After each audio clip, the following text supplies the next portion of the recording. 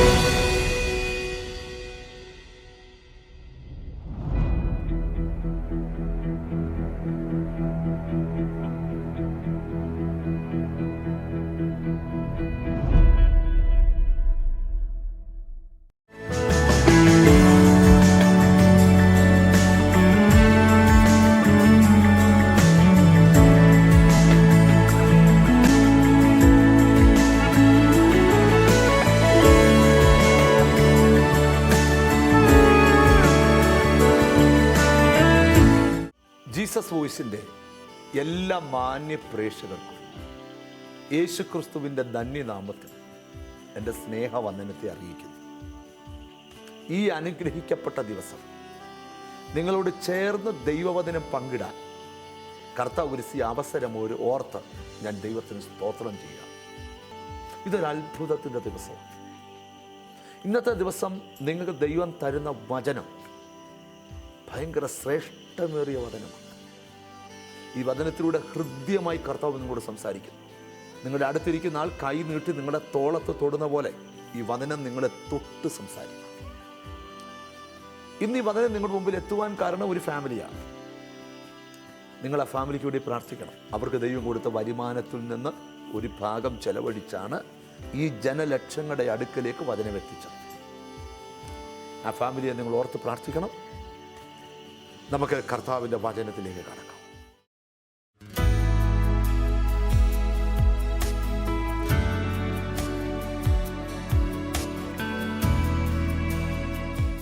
മർക്കോസിൻ്റെ സുവിശേഷം 16-ാം അധ്യായം 19-ാം വാക്യവും 20-ാം വാക്യവും വായിക്കാം. മാർക്ക് ചാപ്റ്റർ 16 വേഴ്സ് 19-20 19-20 വാക്യങ്ങൾ നമുക്ക് വായിച്ച് കേൾക്കാം.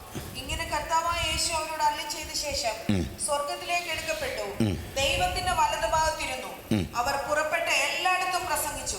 കർത്താവ് അവരോടുകൂടെ പ്രവർത്തിച്ചു, അവരാൽ നടന്ന അടയാളങ്ങളാൽ വചനത്തെ ഉറപ്പിച്ചും പോന്നു. വാക്ക് ശ്രദ്ധിക്കണം. കർത്താവ് അവരോട് കൂടെ പ്രവർത്തിച്ചും അവരാൽ നടന്ന അടയാളങ്ങളാൽ വചനത്തെ ഉറപ്പിച്ചും പോന്നു. വായിച്ച വാക്യം വളരെ ശക്തമായ വാക്യമാണ്. എനിക്ക് അനുവദിക്കപ്പെട്ട സമയത്തിനുള്ളിൽ ഈ തിരുവെഴുത്തുകളെ സവിസ്തരം തെളിയിച്ച് ദൈവം അറിയിക്കുന്ന ആത്മീയ ദൂതുകൾ നിങ്ങളുമായി പങ്കുവെക്കുവാൻ ഞാൻ ദൈവകൃപയിൽ ശരണപ്പെടുക. പക്ഷേ ഒരു കാര്യം ഞാൻ തുടക്കത്തിൽ പറയാം. ആഗ്രഹിക്കുന്ന ആത്മാക്കളെ തൃപ്തിപ്പെടുത്തുന്ന ദൈവം നിന്റെ മനസ്സിൻ്റെ ആശ തിരിച്ചറിഞ്ഞ് തിരുവചനത്തിലെ മർമ്മങ്ങളെ നിനക്ക് വെളിപ്പെടുത്തി തരുമ്പോൾ ആവലോടെ തീറ്റ വീണ തീറ്റ കണ്ട് ഒരു പക്ഷി കൊത്തിപ്പറക്കുന്ന പോലെ ദൈവിക ദൂതുകളെ കൊത്തിപ്പറക്കി ജീവിതത്തിൽ അനുഭവമാക്കാൻ ശ്രമിക്കുന്ന ഒരു ഭക്തന് വചനം ഒരു തീയായി വെളിപ്പെടുവാൻ പോകുകയാണ്. ആരാധനയിൽ നിറഞ്ഞ് വചനത്തിൽ നിറഞ്ഞ് പ്രാർത്ഥനയിൽ നിറഞ്ഞിരിക്കുമ്പോൾ അടയാളത്തോടെ ചില വിടുതലുകൾ ഇന്ന് വെളിപ്പെട്ടിരിക്കും. വചനത്താൽ ചിലതിനെ ദൈവം ഉറപ്പിക്കാൻ പോകുകയാണ്. പ്രാർത്ഥനയുടെ ശക്തി ഭയങ്കരമാണെന്ന് പറയത്തക്കവണ്ണം ദൈവം നിന്റെ ജീവിത സാഹചര്യങ്ങളിൽ ഒരു അത്ഭുതത്തെ വിളിച്ചു വരുത്താൻ പോകുകയാണ്. മർക്കോസിന്റെ സുവിശേഷം 16-ാം അധ്യായത്തിലാണ് നമ്മുടെ ധ്യാനം നിൽക്കുന്നത്. വാക്യം 14 മുതൽ ശ്രദ്ധിക്കാം. പിന്നത്തേതിൽ 11 പേർ ഭക്ഷണത്തിലിരിക്കുമ്പോൾ അവൻ അവർക്ക് പ്രത്യക്ഷനായി. 12 പേരെ തെരഞ്ഞെടുത്തതാ. ഇപ്പൊ 11 ഉള്ളു. ഒരാൾ എവിടെ പോയി? കുഞ്ഞപ്പൻ കൊണ്ടുപോയി. ആര് കൊണ്ടുപോയി? സാത്താൻ കൊണ്ടുപോയി. മിണ്ടുന്നില്ല. ഗ്ലോറി. ചില ആൾക്കാർ ചോദിക്കാറുണ്ട്, കർത്താവിന് തെരഞ്ഞെടുത്തപ്പോൾ അറിയത്തില്ലായിരുന്നോ ഇവൻ സാത്താനാണോ? അറിയാമായിരുന്നു. നിങ്ങളുടെ കൂടെ ഉള്ളതിൽ ഒരാൾ എന്നെ കാണിച്ചു കൊടുക്കും. യേശു പറഞ്ഞു. ഇവന് രക്ഷപ്പെടാൻ സമയമുണ്ടായിരുന്നു, രക്ഷപ്പെട്ടില്ല. ദൈവം തരുന്ന അവസരങ്ങൾ പ്രയോജനപ്പെടുത്തുന്നവർക്കായി സ്തോത്രം ചെയ്യുക. ഒരു സ്ത്രീ യേശുവിൻ്റെ പുറകെ നിലവിളിച്ചു പോകുന്ന ചരിത്രം ബൈബിളിലുണ്ട്. എന്നോട് കരുണ തോന്നണേ, എൻ്റെ മകൾക്ക് ഭൂതോപദ്രവം കഠിനമായിരിക്കുന്നെന്ന്. ആ സ്ത്രീയെ അറിയാവോ ബൈബിളിൽ? ആ സ്ത്രീയുടെ പേരെന്നാ? കനാന്യ സ്ത്രീ. പേര് പറഞ്ഞിട്ടില്ല. നമ്മളെപ്പോലെ വല്ല കാണുമായിരിക്കും, സൗദാമണി എന്നോ നാഗന്ധവല്ലി എന്നോ മറിയാമ്മയെന്നോ ഒക്കെ കാണുമായിരിക്കും. പക്ഷെ ബൈബിളിൽ അങ്ങനെ പറഞ്ഞിട്ടില്ല. ബൈബിളിൽ പറഞ്ഞേക്കുന്ന പേര് കനാന്യ സ്ത്രീ. ഉൽപ്പത്തിയിൽ കനാൻ ശപിക്കപ്പെട്ടതാ. കനാന്യ കുടുംബത്തിൽ മുഴുവൻ ശാപം കിടക്കുക. പക്ഷെ യേശുവിൻ്റെ അടുക്കൽ വന്ന് നിലവിളിക്കാൻ അവക്കൊരവസരം കിട്ടി. അതവൾ പ്രയോജനപ്പെടുത്തി. ഒരു ജന്മം മുഴുവൻ നിനക്ക് വേണേ ശാപത്തിൽ കിടക്കാം. അല്ല, അവസരം പ്രയോജനപ്പെടുത്തിയാൽ നിന്റെ കുടുംബം രക്ഷപ്പെടും. ദൈവം തരുന്ന അവസരം ഒരു ദൈവവൈതലും വെറുതെ കളയരുത്, പ്രയോജനപ്പെടുത്തണം. ഉപവസിക്കാൻ ഒരു അവസരം കിട്ടിയുള്ളത് പ്രയോജനപ്പെടുത്തണം. രാത്രി പ്രാർത്ഥിക്കാൻ ഒരു അവസരം കിട്ടിയത് പ്രയോജനപ്പെടുത്തണം. പ്രയോജനപ്പെടുത്തിയ പ്രയോജനം എന്താന്ന് ചോദിച്ചാൽ, ഇന്ന് വരെ നിന്റെ കുടുംബത്തിൽ സംഭവിച്ച ചരിത്രത്തെ ദൈവം മാറ്റിയിട്ട് വിശ്വസിക്കാൻ പറ്റാത്ത ഒരു അത്ഭുതം നിന്റെ കുടുംബത്തിൽ തരാൻ കർത്താവ് ശക്തനാണ്. പക്ഷെ അവസരങ്ങളെ പ്രയോജനപ്പെടുത്തണം. പിള്ളേരെല്ലാം അമേരിക്കയിലാണ്. മൂത്തവൾ അമേരിക്ക ന്യൂജേഴ്സി, ഇളയവൻ ഹൂസ്റ്റണില്, രണ്ടാമത്തവൻ ഒക്കലഹോമയില്, 3 പിള്ളേരും അമേരിക്കയിലാണ്. അപ്പനും അമ്മയും തന്നെ വീട്ടിലുള്ളൂ. നിനക്ക് അവസരം തന്നേക്കാ പ്രാർത്ഥിക്കാൻ. മിണ്ടുന്നില്ല. ഹല്ലേലൂയ. ഷുഗറില്ല, പ്രഷറില്ല, കൊളസ്ട്രോൾ ഇല്ല, പിന്നെ ആകെയുള്ള മുട്ടുവേദനയാണ്. മുട്ടുവേദനയോടെ ആ കസാര ഇരുന്ന് പ്രാർത്ഥിച്ചു. അവസരം തരിക നിനക്ക് പ്രാർത്ഥിക്കാൻ. ഒന്നോർത്ത് വയ്ക്കുക, നിനക്ക് തരുന്ന എല്ലാ അവസരങ്ങളും നീ പ്രയോജനപ്പെടുത്തണം. ഹല്ലേലൂയ. നിനക്ക് രക്ഷപ്പെടാൻ അവസരം തരികയാ, നിനക്ക് വിടുവിക്കപ്പെടാൻ അവസരം തരിക ദൈവം. നിനക്കൊരു ചാൻസ് തരിക. നീ ആ വിഷയത്തിൽ പ്രാർത്ഥിച്ച് വിടുതലെടുത്തോണം. ഇപ്പോൾ കിട്ടിയ വഴി ഓർത്ത് സ്തോത്രം ചെയ്തോണം. അതിന്റെ കാരണം എന്താ? യേശു നിനക്ക് അവസരം തരികയാ. അപ്പൊ 12 പേരെ തിരഞ്ഞെടുത്തു. അതിൽ ഒരാളുടെ ദേഹത്ത് ആര് കയറി? സാത്താൻ. യോഹന്നാൻ 13 എഴുതിയേക്കുന്ന ഭാഗം രസകരമാണ്. അത്താഴമായപ്പം സാത്താൻ യേശുവിനെ കാണിച്ചു കൊടുക്കാൻ യൂദയുടെ ഉള്ളത്തിൽ തോന്നിച്ചു. സാത്താനെന്ന് പറഞ്ഞാൽ 2 തേറ്റാപ്പല്ലും 4 കൊമ്പും ഒക്കെ വെച്ച് ഇങ്ങനെ കുലുക്കി കാണിക്കുമെന്നല്ല, നല്ല അടിപൊളി ചിരിയോടൊരു തോന്നലായിട്ടകത്ത് വരുന്നത്. മിണ്ടുന്നില്ല. മനസ്സിലായോ? ബൈബിൾ ഭാഷയാ. പോട്ടെ, അതൊക്കെ വിടുക. ഒരാളെ സാത്താൻ കൊണ്ട്, ഇനി കർത്താവിന് സ്തോത്രം, കൊണ്ടുപോയതിൻ്റെ ഗതിയോ അത് അതിനെ കാട്ടി. തൂങ്ങിച്ചാകാൻ കയറ് കെട്ടിയിട്ട് ആ കയറ് പോലും പൊട്ടിപ്പോയി. കയറ് പൊട്ടി, കുടല് പൊട്ടി, ആള് ചത്ത്. പോട്ടെ, കർത്താവിന് അതൊക്കെ വിടുക. അപ്പൊ 11 പേരുടെ നടുവിൽ വായിക്കാം ആ വാക്യം 14. പിന്നത്തേതിൽ 11 പേർ ഭക്ഷണത്തിന് ഇരിക്കുമ്പോൾ അവൻ അവർക്ക് പ്രത്യക്ഷനായി. തന്നെ ഉയർത്തെഴുന്നേറ്റവനായി കണ്ടവരുടെ വാക്ക് വിശ്വസിക്കായികയാൽ അവരുടെ അവിശ്വാസത്തെയും ഹൃദയകാഠിന്യത്തെയും ശാസിച്ചു. കർത്താവ് വന്നവരുടെ മക്കളെ, നിങ്ങൾ കൃപയിലായിരുന്നല്ലോ എന്നല്ല പറഞ്ഞത്. യേശുക്രിസ്തു ഉയർത്തെഴുന്നേറ്റെന്ന വാർത്ത വിശ്വസിക്കാതിരുന്ന 11 പേരെ നോക്കി അവരുടെ അവിശ്വാസത്തെ കർത്താവ് ശാസിച്ചു. അവിശ്വാസം മാത്രമല്ല, ഹൃദയകാഠിന്യത്തെ. അപ്പോൾ ഒരു കാര്യം ഉറപ്പാ, ശാസിക്കേണ്ടതിനെ ശാസിച്ചാൽ മാത്രമേ ചിലരെയൊക്കെ ദൈവത്തിന് പ്രയോജനപ്പെടുത്താൻ പറ്റുള്ളൂ. ഒരാമീൻ പറഞ്ഞാട്ട്. ശാസിക്കേണ്ട ചിലവിനെ സോപ്പിട്ടുകൊണ്ടിരിക്കരുത്, അതിനെ ശാസിക്കുക തന്നെ വേണം. ഹല്ലേലൂയ. ഈ യേശുവിൻ്റെ പുറകെ ശീമോൻ വന്നപ്പോഴേ ശീമോൻ ഇങ്ങനെ പറഞ്ഞു, കർത്താവേ, യേശു പറഞ്ഞു ഞാൻ ക്രൂശിക്കപ്പെടാൻ പോകുന്നു, അങ്ങനെ ആകല്ലെന്ന് പറഞ്ഞപ്പോൾ കർത്താവിന് സ്തോത്രം, യേശു പറഞ്ഞ കേട്ടണോ? സാത്താനുമായിട്ട് യേശുവിനൊരു കോംപ്രമൈസ് ഇല്ല. ഒരാമീൻ പറഞ്ഞാട്ട്. ഈ 11 പേരുടെ നടുവിൽ യേശു വന്നു, അവരുടെ ഹൃദയ കാഠിന്യത്തെ ശാസിച്ചു, അവരുടെ അവിശ്വാസത്തെ ശാസിച്ചു. അടുത്ത വാക്യം ശ്രദ്ധിച്ചേ. പിന്നെ അവൻ അവരോട്, നിങ്ങൾ ഭൂലോകത്തിലൊക്കെ പോയി സകല സൃഷ്ടിയോട് സുവിശേഷം പ്രസംഗിപ്പീൻ, വിശ്വസിക്കുകയും സ്നാനമേൽക്കുകയും ചെയ്യുന്നവൻ രക്ഷിക്കപ്പെടും. യേശു ആ 11 പേരുടെ നടുവിൽ വെളിപ്പെട്ടത് എന്തിനാന്നാ പറയാൻ പോകുന്നത്? ശ്രദ്ധിക്കണം. ജീസസ്, ഞാൻ സ്വർഗത്തിൽ പോകാൻ പോവാ, പക്ഷേ നിന്നെ ഒരു ഉത്തരവാദിത്വം ഞാൻ പരമേൽപ്പിക്കാൻ പോകുകയാ.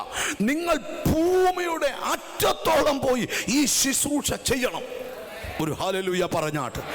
ആരെങ്കിലും ഒതുങ്ങാൻ ശ്രമിക്കുന്നെങ്കിൽ കർത്താവ് തരുന്ന ദൂത ഒതുങ്ങരുത്. ഒരു സഭ കൊണ്ട് ഒതുങ്ങരുത്, ഒരു പ്രാർത്ഥന കൊണ്ട് ഒതുങ്ങരുത്.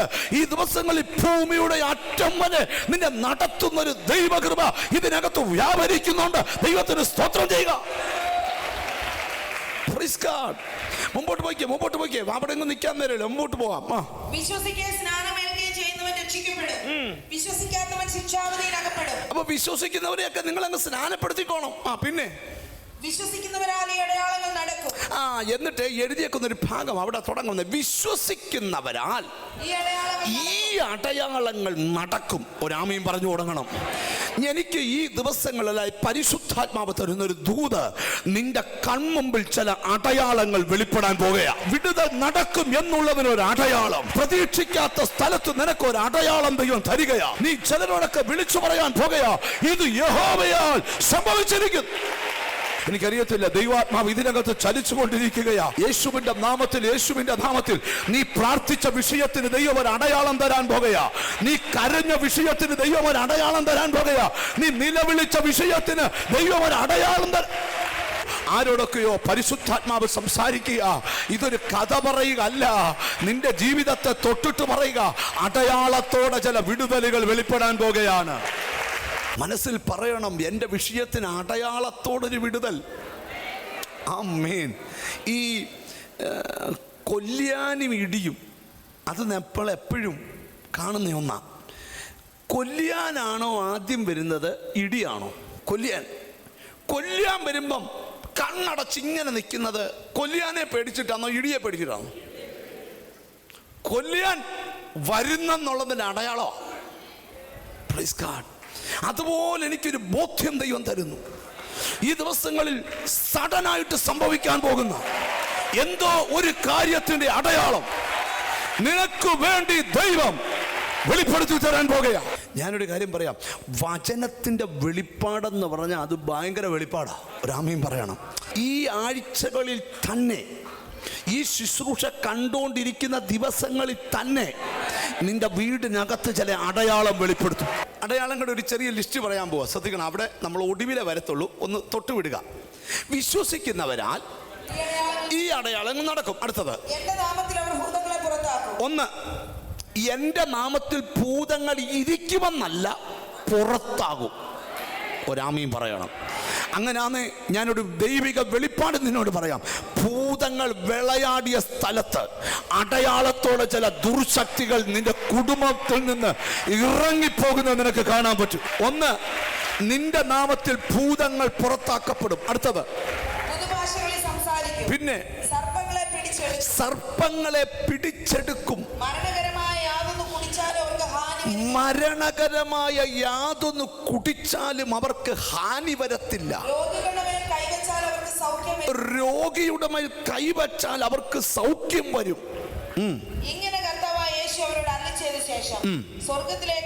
യേശു സ്വർഗാരോഹണം ചെയ്യുന്നു. അപ്പോസ്തല പ്രവൃത്തിയിലെ ഒരു ഭാഗം ഞാൻ നിങ്ങളോട് പറയാം. യേശു സ്വർഗാരോഹണം ചെയ്യുന്ന സമയത്ത് ചോദിക്കുന്നൊരു ചോദ്യം, ഗലീല പുരുഷന്മാരെ, നിങ്ങൾ ആകാശത്തിലേക്ക് നോക്കി നിൽക്കുന്നത് എന്ത്? നിങ്ങളെ വിട്ട് സ്വർഗാരോഹണം ചെയ്ത യേശു പോയതുപോലെ വീണ്ടും വരും. ഇനി നടക്കാൻ പോകുന്ന ഏറ്റവും വലിയ അത്ഭുതം രോഗി സൗഖ്യമാകുന്നതല്ല, എന്റെ യേശു ക്രിസ്തു മടങ്ങി വരുന്നതാണ്. ആരെ ചേർക്കാൻ? തനിക്കായി കാത്തിരിക്കുന്നവരെ ചേർക്കാൻ പാപമില്ലാത്തവനായവൻ വെളിപ്പെടുകയാ. യാഗം കഴിച്ചു നിയമം ചെയ്ത വിശുദ്ധന്മാരെ, എന്റെ അടുക്കൽ കൂടുവീർ എന്നൊരു ശബ്ദം സ്വർഗത്തിൽ നിന്നുണ്ടാകുന്നു. ശ്രദ്ധിക്കണം. ഹല്ലേലൂയ. ആമേൻ. ശ്രദ്ധിക്കണം. ആമേൻ. യേശു സ്വർഗാരോഹണം ചെയ്തു. വായിച്ചേ മർക്കോസിന്റെ സുവിശേഷം. യേശു സ്വർഗാരോഹണം ചെയ്തു. ഇങ്ങനെ കർത്താവായ യേശു അവരോട് അരുളിച്ചെയ്ത ശേഷം സ്വർഗ്ഗത്തിലേക്ക് എടുക്കപ്പെട്ടു. ദൈവത്തിന്റെ വലതുഭാഗത്തിരുന്നു. അവർ പുറപ്പെട്ട് എല്ലായിടത്തും പ്രസംഗിച്ചു. ഇനിയും തുടങ്ങുക ധ്യാനം. അടുത്ത വാക്കല്ല. കർത്താവ് അവരോട് കൂടെ പ്രവർത്തിച്ചു. ഇവിടെ ഒരു ഗ്ലോറി പറയണം. നീ പോയാ മതി, നിന്റെ കൂടെ നടന്ന് പ്രവർത്തിക്കുന്നവനായ കൂടെ പ്രവർത്തിച്ചു. പിന്നെ കർത്താവ് അവരോടുകൂടെ പ്രവർത്തിച്ചും അവരാൽ നടന്ന അടയാളങ്ങളാൽ വചനത്തെ ഉറപ്പിച്ചു. അവരാൽ നടന്ന അടയാളങ്ങളാൽ ദൈവവചനത്തെ ഉറപ്പിച്ചു. ഒരാമയും വരുന്നില്ല. ഈ ദൈവത്തിന് നിർബന്ധമുണ്ടായിരുന്നു ചില അടയാളങ്ങൾ നമ്മുടെ മുമ്പിൽ വെളിപ്പെടണമെന്ന്. യോഹന്നാന്റെ സുവിശേഷം 2-ാം അധ്യായത്തിൽ യേശു ക്രിസ്തുവിൻ്റെ ശുശ്രൂഷ തുടങ്ങുമ്പോൾ പറയുന്നുണ്ട്, അടയാളങ്ങളുടെ ആരംഭമായി കാനായിലെ കല്യാണത്തിൽ പച്ചവെള്ളത്തെ അവൻ വീഞ്ഞാക്കി മാറ്റി. കാനായിലെ വിരുന്ന് വീട്ടിൽ നിന്ന് ശുശ്രൂഷ തുടങ്ങുന്നു, ഒരടയാളം വീട്ടിൽ വെളിപ്പെടുത്തിക്കൊണ്ട്. ഞാനൊരു സത്യം നിന്നോട് പറയാം, നിന്റെ വീടിനകത്തുനിന്ന് തുടങ്ങട്ടെ ശുശ്രൂഷ. യേശുവിൻ്റെ മിനിസ്ട്രി ഒരു വീടിനകത്തുനിന്ന് തുടങ്ങിയ പോലെ നിന്റെ വീടിനകത്തുനിന്ന് തുടങ്ങട്ടെ ഒരു ശുശ്രൂഷ. നിന്റെ വീടിനകത്ത് ഒന്നിനെ മറ്റൊന്നാക്കി മാറ്റുന്ന ഒരത്ഭുതത്തെ വിളിച്ചു വരുത്തിക്കൊണ്ട് ഒരടയാളത്തിന്റെ മിനിസ്ട്രി തുടങ്ങട്ടെ. നിങ്ങൾക്കറിയാമോ, ദൈവം തമ്പുരാൻ ആരെ വിളിച്ചു ശുശ്രൂഷയ്ക്ക് ഇറക്കിയാലും ഇറക്കുമ്പോഴെല്ലാം അവരുടെ കയ്യിൽ ഒരു അടയാളം ഏൽപ്പിച്ചാ വിടുന്നു. ഒരു നല്ല ഹല്ലേലൂയ പറഞ്ഞാട്ട്. തടിച്ച നാവുള്ള വിക്കക്കൊച്ചനായ മോശയെ വിളിച്ചു പറഞ്ഞു, 40 ലക്ഷത്തിന്റെ കെട്ടഴിക്കാൻ നിന്നെ ഞാൻ മിസ്രൈമിലേക്ക് വിടാൻ പോവാ, പക്ഷെ വെറും കൈയോടെ പോകരുത്. പുറപ്പാട് 4, നീ അത്ഭുതങ്ങളും അടയാളങ്ങളും നടത്തുവാൻ അത്ഭുതത്തിന്റെ വടി കയ്യിലെടുത്തോണ്ട് ശുശ്രൂഷയ്ക്ക് ഇറങ്ങിക്കോണം. ചിലരോടൊക്കെ ഞാൻ വിളിച്ചു പറയാം, ചിലതിന്റെയൊക്കെ മുമ്പിൽ അടയാളം കാണിക്കാൻ ദൈവാത്മാവ് ഇന്ന് പകൽ വെമ്പൽ കൊണ്ടുകൊണ്ടിരിക്കുക. നീ ആഞ്ഞ് പ്രാർത്ഥിച്ചിട്ട് പറ, നിന്റെ വീട്ടിൽ ഒരു അടയാളം നടക്കട്ടെ, നീ പ്രാർത്ഥിക്കുന്ന വിഷയത്തിൽ ഒരു അടയാളം നടക്കട്ടെ, നിനക്ക് വിടുതൽ നടക്കുമെന്നുള്ളതിനൊരു അടയാളം. ഇങ്ങോട്ട് നോക്കിയേ, അടയാളം കൊണ്ട് നടക്കുന്ന 2 കാര്യങ്ങൾ. പുറപ്പാട് പുസ്തകം ഒന്ന് എടുക്കാം പെട്ടെന്ന്, എന്നിട്ട് ഓടി മുമ്പോട്ട് വരാം. എക്സോഡസ് ചാപ്റ്റർ 4 4-ാം അധ്യായം എടുക്കാം. നമുക്ക് വളരെ ശക്തമായ ഒരു വാക്യമാണ്. 8-ാമത്തെ വാക്യം നമുക്ക് ധ്യാനിക്കാം. Exodus chapter 4 verse 8. എന്നാൽ അവർ വിശ്വസിക്കാതെയും. പുറപ്പാട് പുസ്തകം 4-ാം അധ്യായം 8-ാം വാക്യം വായിച്ചാട്ടെ. എന്നാൽ അവർ വിശ്വസിക്കാതെയും ആദ്യത്തെ അടയാളം അനുസരിക്കാതെയും ഇരുന്നാൽ അവർ പിന്നത്തെ അടയാളം വിശ്വസിക്കും. ദൈവം തരുന്ന ഓരോ അടയാളങ്ങളും പ്രൈസ് ഗോഡ്, അത് വ്യക്തമാണ്, അത് ശക്തമാണ്. ഒന്ന്, മോശയ്ക്ക് ഇഷ്ടമുണ്ടായിട്ട് മിസ്രൈമിൽ പോയതല്ല, തമ്പുരാൻ നിർബന്ധിച്ച് വിട്ടതാ. ആമേൻ. ശുശ്രൂഷകന്മാരോടൊക്കെ നിങ്ങൾ ചോദിക്കുക, അവരാരും കൊതിച്ചിട്ട് ശുശ്രൂഷ എടുത്തതല്ല, നിർബന്ധിച്ചിട്ട് ശുശ്രൂഷ എടുത്തതാ. കൊതിച്ച് ശുശ്രൂഷ എടുത്തവരുടെ എണ്ണം കുറവാ, അങ്ങനെ കണ്ടേക്കാം. സാഹചര്യത്തിൻ്റെ സമ്മർദ്ദം ശുശ്രൂഷയ്ക്കുള്ള വിളി മനസ്സിലാക്കി ഇഷ്ടമല്ലാഞ്ഞിട്ട് നിർബന്ധത്താൽ എടുത്തപ്പോഴായി ഇതിൻ്റെ രുചി അറിഞ്ഞ് ഇനിയും പോകുകയില്ല. ഇച്ചിരി അപവാദവും നിന്നെയൊക്കെ ഉണ്ടെന്ന് ഇപ്പം അതൊക്കെ കേട്ടില്ല, ഒരു സുഖമില്ല. അതൊക്കെ ഉണ്ടായിക്കൊണ്ടിരുന്നേ, അതൊക്കെ ഇതിനകത്തുള്ളതാ. ഹല്ലേലൂയ. അതിനകത്തൊക്കെ ഞങ്ങൾ അഡ്ജസ്റ്റബിൾ ആണ്. ഹല്ലേലൂയ. പക്ഷെ ഞങ്ങളെ അറിയുന്നൊരു ദൈവമുണ്ട്, ഞങ്ങളെ ഏൽപ്പിച്ചൊരു ദൈവമുണ്ട്. അവൻ ചെയ്യേണ്ടത് നിറപടിയായി ചെയ്തെടുക്കുന്നവനാണ്. മോശ എന്ന മനുഷ്യനെ ഞാനൊരു കാര്യം നിങ്ങളോട് തുറന്ന് പ്രസംഗിക്കാം. ഒരാളെ ദൈവത്തിന് കയ്യിലെടുത്താൽ എത്ര ലക്ഷത്തെ വേണേ വിടുവിച്ചെടുക്കാം. ഒരാമയും വരുന്നില്ല. ഒന്നുകൂടെ പറയാം, ഒരാളെ ദൈവത്തിന് കയ്യിലെടുത്താൽ എത്ര ലക്ഷം പേരെ വേണേ വിടുവിച്ചെടുക്കാം. നിന്റെ വിദ്യാഭ്യാസം വിഷയമല്ല, സൗന്ദര്യം വിഷയമല്ല, അറിവ് വിഷയമല്ല. ദൈവം പറയുന്നത് അനുസരിക്കാൻ തയ്യാറാണെങ്കിൽ കയ്യിലിണങ്ങിയ ആയുധമായി ദേശത്ത് നെടുകയും കുറുകയും നിന്നെ നടത്തി ഉപയോഗിക്കാൻ ഞാൻ പ്രസംഗിക്കുന്ന യേശു സർവശക്തനാണ്. ഞാൻ എപ്പോഴും ഒരു കാര്യം നിങ്ങളോട് പറയാം. ഹല്ലേലൂയ. നമ്മളെ ഓരോരുത്തരെ വിളിച്ച് ഈ കൃപയിലേക്ക് കർത്താവ് കൊണ്ടുവരുമ്പോഴും കർത്താവിൻ്റെ മനസ്സിലെ കൊതി നിങ്ങളെ ഉപയോഗിക്കാനാ. ദൈവം നുണ പറയാൻ ആരെ ഉപയോഗിക്കാറില്ല, ശുശ്രൂഷ ചെയ്യാൻ ആളെ ഉപയോഗിക്കാറുണ്ട്. ഒരാളെ, ഒരു ബലഹീനനെ ധൈര്യപ്പെടുത്താൻ ഒരാളെ ഉപയോഗിക്കാറുണ്ട്. ഹല്ലേലൂയ. ഇന്നലെ ഞാൻ മൂവാറ്റുപുഴ ചർച്ചിലോട്ട് പ്രസംഗിക്കാനായിട്ട് കയറിയപ്പം ഒരു ബ്രദർ എന്നെ വിളിച്ചു, ബ്രദർ ഞാൻ പോവാ. ഞാൻ ചോദിച്ചാൽ എന്നാ? ദൈവാത്മാവ് പറഞ്ഞു പോവാ. ഞാൻ പറഞ്ഞു പോ, പിശാചാ പറഞ്ഞു കയറാരെന്ന് പറഞ്ഞു. അവൻ കയറി എൻ്റെ കൂടെ അവിടെ ആരാധനയ്ക്കുന്നു. യോൻ കഴിഞ്ഞപ്പോൾ എൻ്റെ അടുക്ക വന്നു.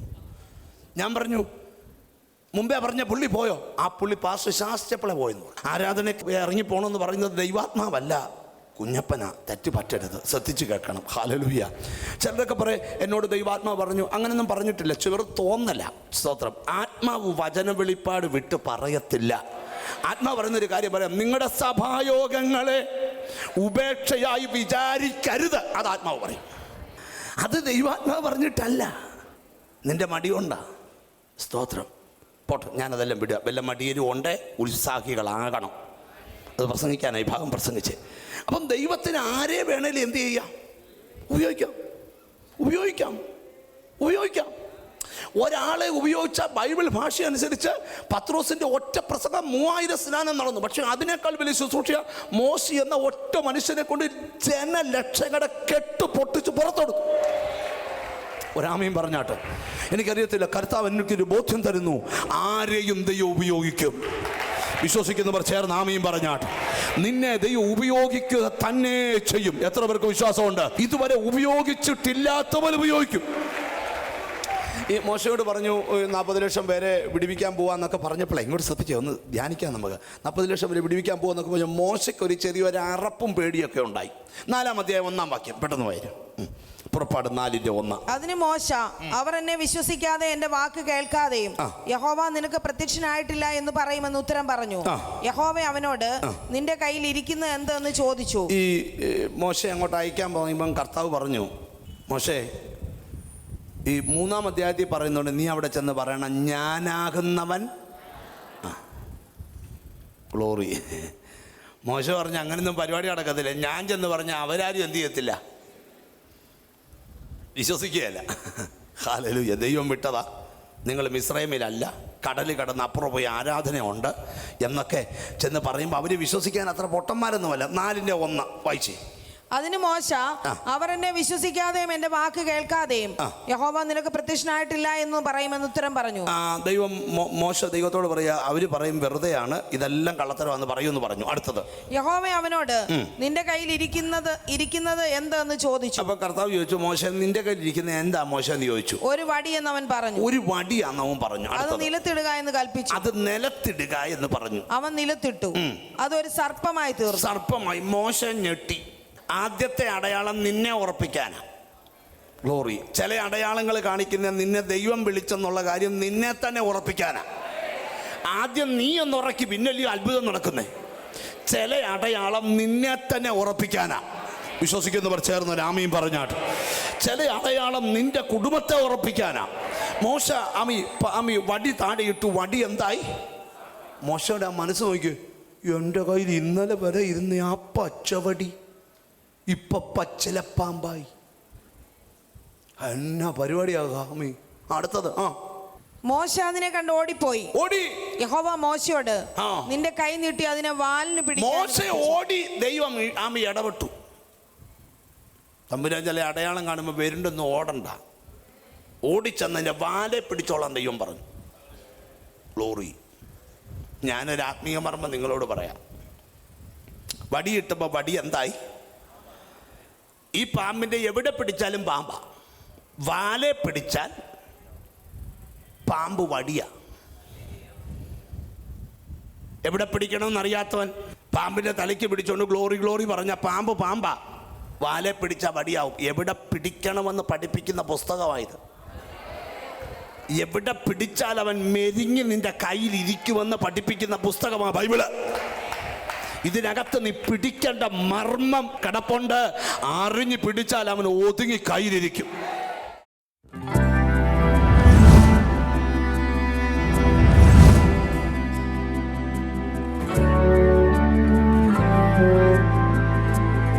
ഹല്ലേലൂയ. എത്ര നാൾ കൊണ്ട്? 6 കൊല്ലം. അവിടെ വേദന. ജീസസ്. തൊടുമ്പോഴാണോ വേദന? അങ്ങനെ ആക്കുമ്പോൾ. ജീസസ്. നോക്കിയേ, ഞാൻ മെല്ലെ ഒന്ന് പ്രാർത്ഥിക്കാൻ പോകുന്നു. Healing power, healing power. സൗഖ്യമാക്കുന്ന യേശു അപ്പടിലെത്തിരിക്കുമ്പോൾ 6 വർഷമായിട്ടുള്ള വേദന ഹീലാകട്ടെ, സൗഖ്യമാകട്ടെ, സൗഖ്യമാകട്ടെ, സൗഖ്യമാകട്ടെ. ബ്രദറെ, എന്താ ബ്രദറിന്റെ പേര്? വിജയനാണ്. ഈ ബ്രദറിന് 6 വർഷമായി ഈ പെടലിയുടെ ഇവിടെ അതിഭയങ്കര വേദനയായിരുന്നു. അങ്ങോട്ടും ഇങ്ങോട്ടും തിരിക്കാൻ പറ്റാത്ത വേദന. അങ്ങനെയല്ലേ? പിന്നെ പ്രത്യേകിച്ച് ഇങ്ങനെ മുറുക്കുമ്പോൾ ഇവിടെ ഇങ്ങനെ കൊളത്തി വലിക്കും, പൊക്കിയിട്ട് വലിക്കണം. ഇപ്പൊ അങ്ങനെ ചെയ്തു നോക്കി, കുഴപ്പമില്ല. തിരിച്ചിട്ടൊന്നും ഒരു പ്രശ്നമില്ല. 6 വർഷം കൊണ്ട് നടക്കാത്ത വിടുതൽ 6 സെക്കൻഡ് കൊണ്ട് യേശു ചെയ്തു. ഇന്നും അവൻ അത്ഭുതങ്ങൾ ചെയ്യുന്ന ദൈവം അത്രേ. ഇവിടെ വെളിപ്പെട്ടുകൊണ്ടിരുന്ന ദൈവവചനം നിങ്ങളുടെ ലൈഫിൽ ഒരു അത്ഭുതം വിളിച്ചു വരുത്തിയിട്ടുണ്ട്. നിങ്ങളുടെ മനസ്സിൽ പറയുന്നില്ലേ, ഒന്ന് പ്രാർത്ഥിക്കണോ? മുഴങ്കാലിലൊന്ന് നിൽക്കുക, 2 കൈകൾ സ്വർഗത്തിലേക്ക് ഉയർത്തുക, പ്രാർത്ഥിക്കാൻ തുടങ്ങുക. ലവ് യു ഫാദർ, ഞങ്ങളെ സ്നേഹിക്കുന്ന യേശുവേ, എന്നോട് ചേർന്ന മുഴങ്കാലുകളിൽ നിന്ന് അങ്ങയുടെ മുമ്പിൽ പ്രാർത്ഥിക്കുന്ന ഈ ജനത്തെ കൈകളിലോട്ട് തരിക. അവരുടെ പ്രശ്നത്തെ അങ്ങ് തൊടണം. ഇപ്പോൾ അവരുടെ ജീവിതത്തിലെ ഇരുട്ടുകൾ മാറിപ്പോകട്ടെ. ഒരു ബാധ പോലെ കഴിഞ്ഞ നീണ്ട വർഷങ്ങളായി അവരെ അലട്ടുന്ന രോഗങ്ങൾ, കടഭാരങ്ങൾ, കടക്കെണികൾ യേശു ക്രിസ്തുവിൻ്റെ നാമത്തിൽ പൊട്ടിമാറട്ടെ കർത്താവേ. ഒരു ഭയങ്കര അത്ഭുതം ഞങ്ങൾ പ്രതീക്ഷിക്കുന്നു കർത്താവേ. അങ്ങേ അത് ചെയ്തതുകൊണ്ട് സ്തോത്രം കർത്താവേ. ആമി, ഇവരുടെ ജീവിതത്തിൽ ഇന്ന് വരെ കാണാത്തൊരു നന്മ അവർക്ക് വെളിപ്പെടട്ടെ കർത്താവേ. പ്രാർത്ഥന കേട്ടതുകൊണ്ട് നന്ദി. യേശു ക്രിസ്തുവിൻ നാമത്തിൽ തന്നെ. ആമേൻ, ആമേൻ, ആമേൻ. ഞങ്ങളെ നേരിട്ട് കണ്ട് നിങ്ങൾക്ക് പ്രാർത്ഥിക്കാൻ ആഗ്രഹമുണ്ടെങ്കിൽ എല്ലാ വെള്ളിയും എല്ലാ ഞായറും കോട്ടയം KPS മെനാണ് ഹോൾ, എല്ലാ ബുധനും എല്ലാ ഞായറും ഓയിസ്റ്റർ കൺവെൻഷൻ സെൻറ്റർ തിരുവല്ല, എല്ലാ വ്യാഴാഴ്ചയും മൂവാറ്റുപുഴയിൽ.